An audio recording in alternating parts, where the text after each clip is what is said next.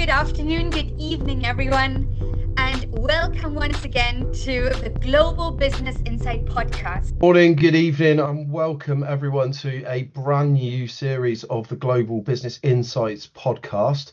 I'm here once again with my partner in crime, Charlotte de Brabandt. We're going to be talking in this series about hyper leadership, which is a very relevant topic to the market and industry right now.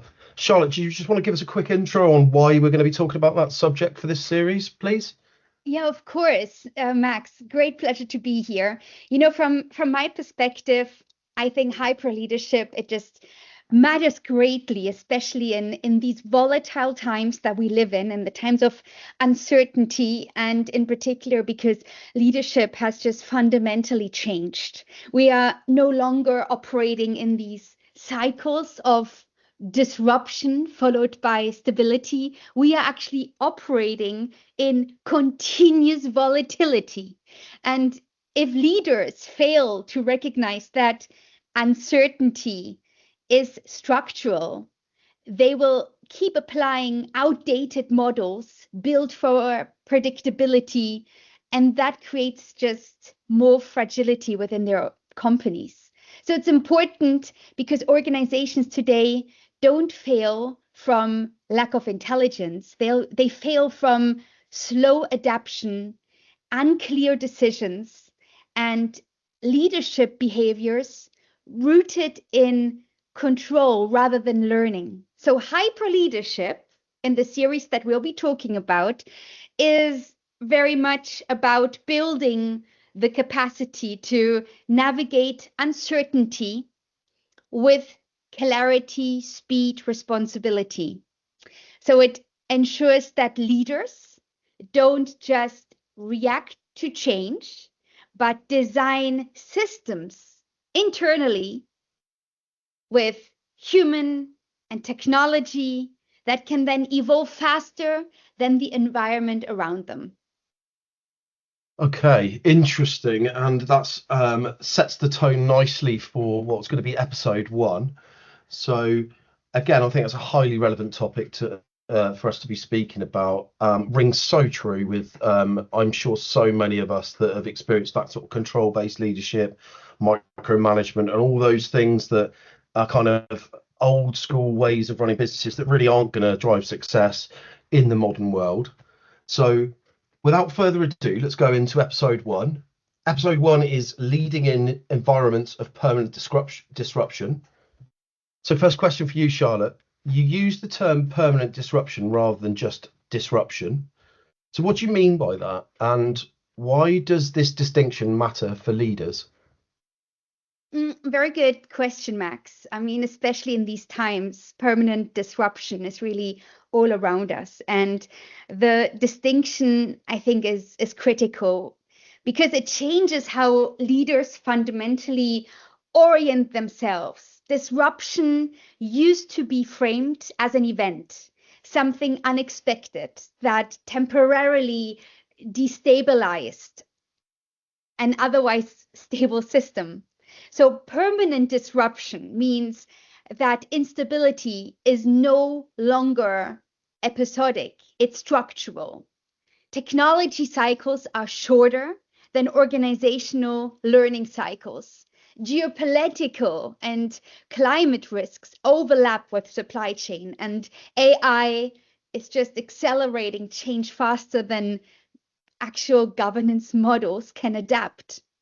So for leaders, this means you cannot lead as if stability will return. If your leadership model is still built on the assumption that things will settle down, you are constantly preparing for a future that will never arrive. Hyper leadership stands and it starts from the acceptance that uncertainty is the environment, not the obstacle. So once leaders internalize that, they will stop resisting reality and start designing organizations that are resilient, adaptive, and capable of continuous recalibration. Right. So that makes sense then. So we used to talk about disruption back 5 years ago, 6 years ago when I was in software. We talk about this being a disruptor, disrupting businesses. What we're talking about here is that permanent disruption. They've been disrupted. That's going to continue. It's not going to stop. So how do you lead with that uncertainty? So thinking that through on a more practical basis, how does that shift affect what leaders actually should focus on a day-to-day basis then? Well, it forces a move away from over optimization and towards sense making. In stable environments, leaders, they can focus on efficiency, predictability, and incremental improvement. And in permanently disrupted environments, those priorities, Max, they can actually become dangerous because they reduce flexibility. So day to day, leaders, they need to start focusing on three things, I think. So, firstly, signal detection, narrative clarity, and decision velocity. So, signal detection, it means paying attention to these weak signals, emerging technologies, subtle shifts in employee sentiment, early customer behavior changes, rather than waiting for the perfect data. Then narrative clarity, it means helping the organization understand what matters now and why, even when the future is unclear. And decision velocity means making timely, good enough decisions rather than the perfect one, and then it's too late.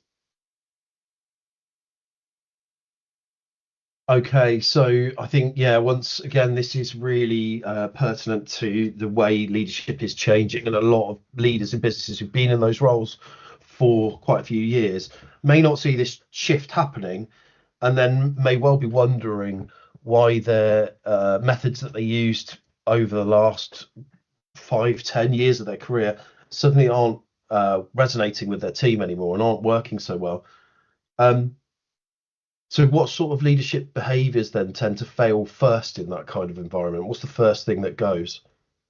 I think control-orientated behaviors, they collapse very quickly. Leaders who rely on tight governance, excessive approvals, and hierarchical decision-making, it starts to become, they become bottlenecks almost immediately. And another behavior that fails is overconfidence in historical success. Past experience can be a liability if it blinds leaders to new patterns. Leaders must be comfortable saying, we don't fully know yet, but here's how we are thinking and how we'll adapt. So organizations can handle uncertainty. What they can't handle is silence in false certainty. Okay, so if long-term planning in that aspect is less reliable, then what's going to replace that, do you think?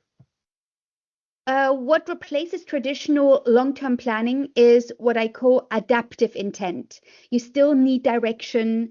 Strategy doesn't disappear, but it becomes directional rather than deterministic. Instead of detailed multi-year roadmaps, leaders define clear principles, strategic boundaries, and learning mechanisms. And this allows teams to act, I think, autonomously while staying aligned. So you're not telling people exactly what to do in 3 years. You're telling them how to think and decide when new information emerges. So hyper leadership is actually less about predicting the future and more about building the capacity to respond intelligently to multiple futures. I think this is really indicative of how a lot of things are shifting, actually, with the uplift in the amount of people using AI for a lot of different things now. What we're really trying to hold on to is that human connection. And so hyper leadership there is, from what I'm gathering from this, is about being able to have the emotional intelligence to react in all sorts of different situations based on your knowledge, experience, but also that human instinct of working with people in the right way. I think that takes a lot of understanding and skill, actually, and it could well be quite a shift for some leaders who are stuck in the old ways of working to move on from. So I think this is very important for people to hear. So next question for you: how do leaders personally stay grounded in that constant cycle of uncertainty and permanent disruption and constant change that you're talking about? Yeah, Max. I mean, I think it's really not easy in this current environment, and this is where inner leadership, it really becomes just as important as external leadership. And leaders who are just not grounded internally, they transmit anxiety into the organization and into the teams, and often unintentionally. And staying grounded, it just requires so much clarity of purpose and having strong internal values and deliberate reflection time, I always find.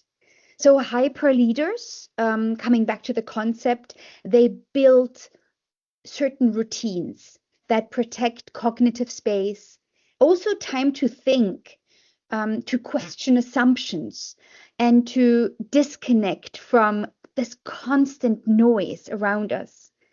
And grounding, it doesn't mean detachment, it means emotional regulation. When leaders model calm, curiosity, and adaptability. Gosh, I mean, this is so true. I've had this myself several times where the leaders themselves have put panic into the organization by being reactive to situations, by speaking for the thinking and not really having that emotional intelligence grounding to really understand what the team is they're working with and how they'll receive information in the best way.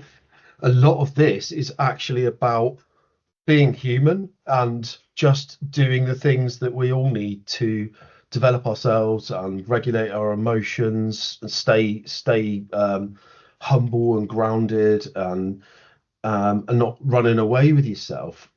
It's interesting that the flip side to that would say that leadership is doing that at the moment, and that's why it needs to shift. So given that, what's the biggest mindset shift that leaders have to make to actually get success here? Because a lot of them won't. It's quite a mental shift away from the way they used to work into this kind of approach, I would say. Absolutely. I think accepting that uncertainty is not a leadership failure. It's a leadership condition. And once then leaders stop trying to consistently eliminate uncertainty and instead focus on navigating it, their effectiveness, it increases dramatically. And hyper leadership is not about having all the answers. It's really about enabling the system to learn faster than the environment changes. I think this sums it up nicely. It really does. I love this. And I think that I was reading something yesterday on this that resonates with me on it, where it's about the concept that people struggle with, actually, about when you've had a response on something, or when you've been given a piece of information, or when you've been told something, but you don't know the answer yet, you don't know the outcome. It's about being able to live with that uncertainty and going, just because I've been told something, I don't have to go and fix it straight away. I don't have to go and find the answer straight away. I don't have to try to go and fix everything straight away. Instead, a better emotional response is to actually live with that uncertainty and go, well, that's okay for the moment. It will work itself out. And I think that's what that last sentence you talked about there. It's hyper leadership is not about having all the answers. It's about actually enabling that system to learn, which I think is very, very true with the way humans should lead themselves. So I think this is all music to my ears, really, to see that actually that leadership is coming back to this kind of fundamental. I don't know if you've got any more points to make on this first episode, but that's been really, really helpful as a starting point, I think. Absolutely. I think it starts to make us think, how are we as a leader?